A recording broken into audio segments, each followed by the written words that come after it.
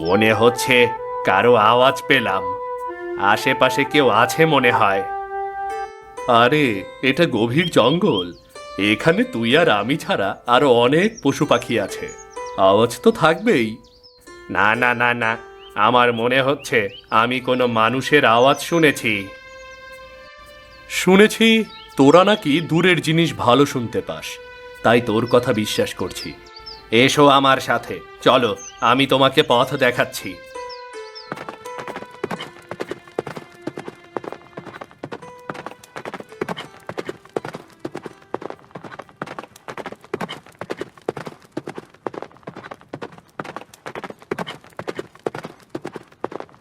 ওই দেখো, গাছের নিচে একটা মেয়ে বসে আছে।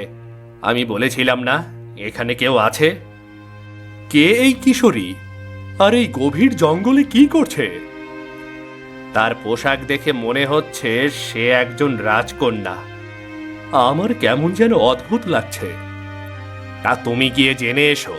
তোমার তো মায়া শক্তি আছে। তুমি তো যে কাউকে স্পর্শ করলেই তার মনের খবর জানতে পারো।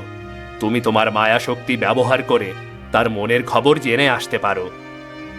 আরে, আমি যদি গিয়ে কোনো মেয়েকে স্পর্শ করি তাহলে কষিয়ে একটা থাপ্পড় খাবো, গাধা। হ্যাঁ, আমি গাধা নই, আমি ঘোড়া।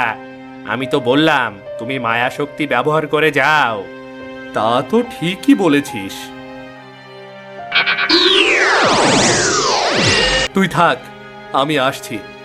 তুই এখানে অপেক্ষা কর, কোথাও যাস না কিন্তু।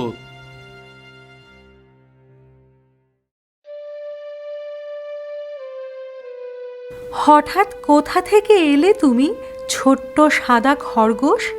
তুমি বুঝি আমার সান্ত্বনা দিতে এসেছ